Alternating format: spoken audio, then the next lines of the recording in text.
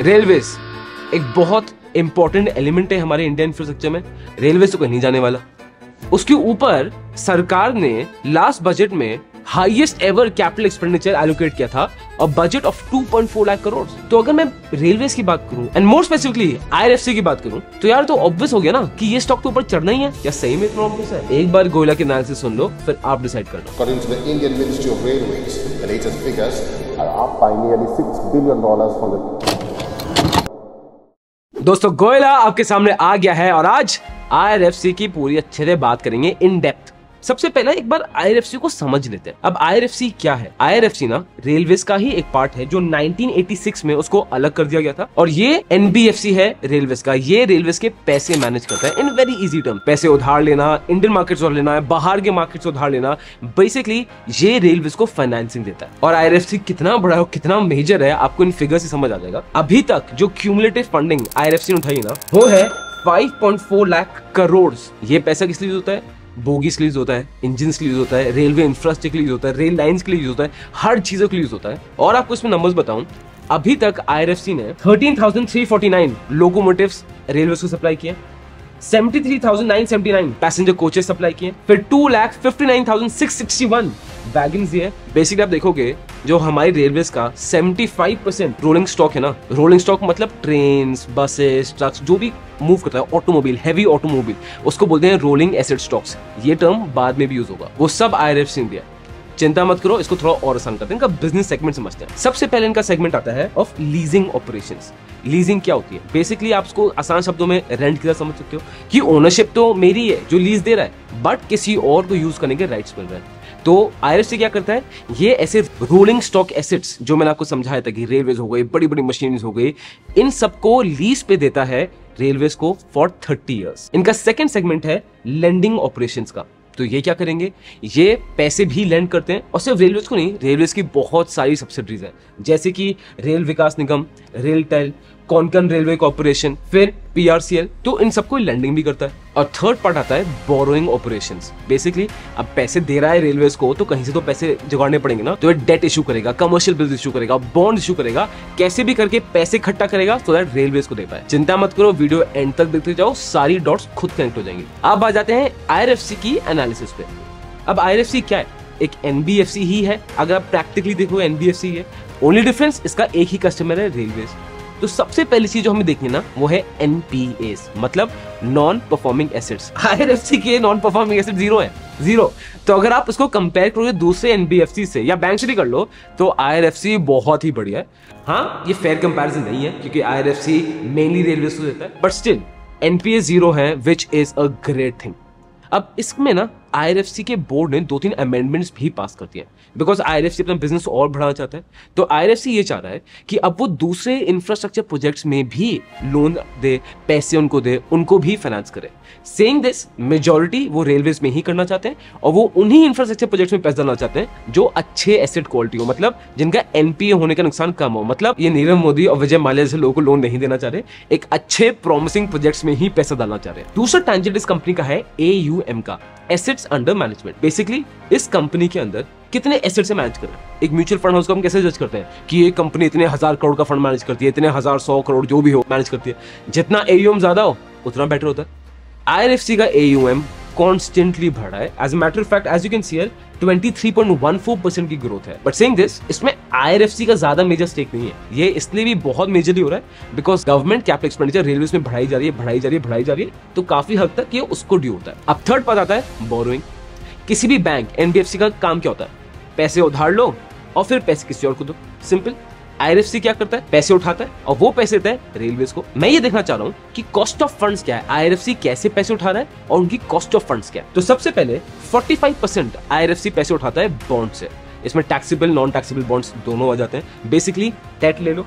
34% उठाता है term loan से, 17% आता है कमर्शियल बोरोइंग से, इसमें फॉरेन करेंसी बोरोइंग्स भी आ जाएंगी, और 4% आता है नेशनल स्मॉल सेविंग से। मतलब और जिनके ऑपरेटिंग एक्सपेंसेस हैं, मतलब जो बोरोइंग एक्सपेंसेस वगैरह आते हैं, वो भी बड़े नेग्लिजिबल है। तो आप देख सकते हो कि जिनको कॉस्ट ऑफ फंड्स है वो बहुत कम है, which is a very good sign. अब फोर्थ पार्ट आता है जो मेरे लिए बड़ा ही इंटरेस्टिंग है। आईआरएफसी ना और अपॉर्चुनिटीज ढूंढ रहा है और हम इन्वेस्टर्स के लिए बड़ा इंपॉर्टेंट है। IRFC क्या चाह रहा है कि वो सिर्फ रेलवेज को नहीं, दूसरे प्रोजेक्ट्स को भी फंड करे, रिन्यूएबल प्रोजेक्ट्स को फंड करे, इंफ्रास्ट्रक्चर प्रोजेक्ट्स को फंड करे। काफी ऐसे एसेट्स में रोलिंग स्टॉक्स, जो बड़े बड़े ट्रांसपोर्टेशन, ऑटोमोबाइल्स, इक्विपमेंट, आप जो भी बोल लो, उनकी रिक्वायरमेंट होती है। IRFC वहां वेंचर करना चाह रहा है और इसलिए बहुत इन्वेस्टर्स ना बड़े एक्साइटेड हैं इसको लेकर। अब आ जाते हैं वंदे भारत में।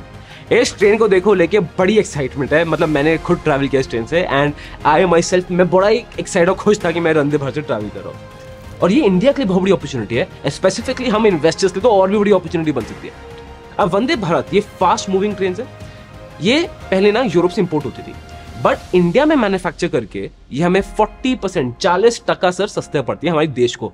तो इसलिए वंदे भारत को इंडिया में बनाया जा रहा है। और honourable finance minister Mrs Nirmala Sitharaman, उन्होंने बजट में ये डिक्लेयर किया था दैट 400 नई वंदे भारत की ट्रेन्स बनेंगी इन द कमिंग 3 years। क्या ये बहुत ओवर एम्बिशियस है? हाँ है, बट जिस रेट में हम जा रहे हैं पॉसिबिलिटी इज कि we can achieve this target. But इसमें एक और चीज आती है, सिर्फ ट्रेन बनाने से कुछ नहीं होगा।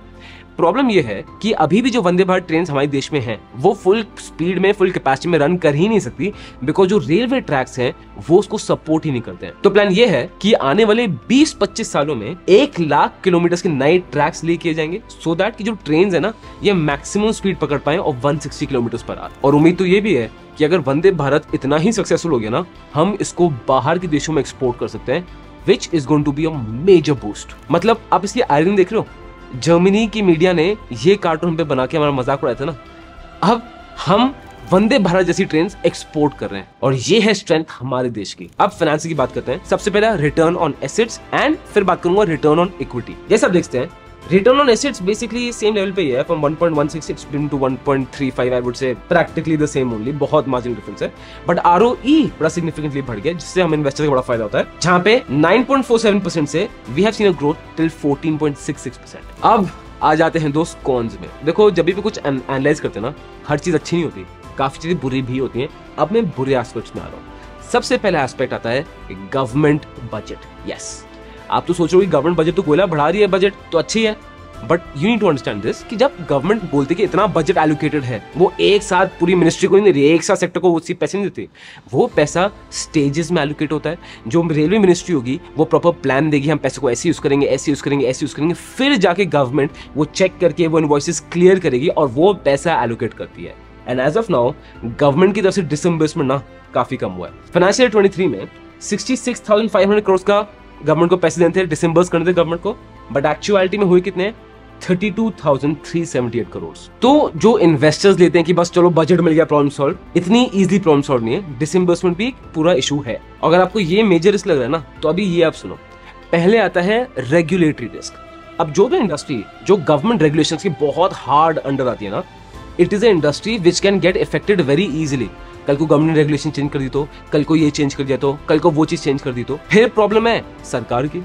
अब एज ऑफ नाउ जो कलेक्टेड सरकार है, they are completely focusing on infrastructure, वो रेलवे से बहुत हेवी फोकस कर रहा है। कल को सरकार चेंज हो गई तो, कल को बजट्स हटा दिए तो, कल को सरकार के कुछ और प्रायोरिटी सेट हो गई, उनका इंफ्रास्ट्रक्चर प्रायोरिटी नहीं हुआ तो, हाँ अनलाइकली लग रहा है। बट एज इन्वेस्टर्स हमें हर एक चीज देखने की जरूरत है, बिकॉज अगर ये हो गया तो लॉन्ग टर्म इन्वेस्टमेंट तो खत्म हो गया इसी में। और फिर बात आती है दोस्त लीडरशिप की। अब understand this, her public sector company का सिर्फ मेन एजेंडा प्रॉफिटेबिलिटी नहीं होता। एक PSU कंपनी का उससे भी बड़ा एजेंडा क्या होता है कि इकोनॉमी ऊपर जाए, इंफ्रास्ट्रक्चर डेवलप हो, देश ऊपर जाए। कितने ऐसे PSUs हैं लॉस में सामान बेचते हैं, बिकॉज उनका main objective is not only profitability.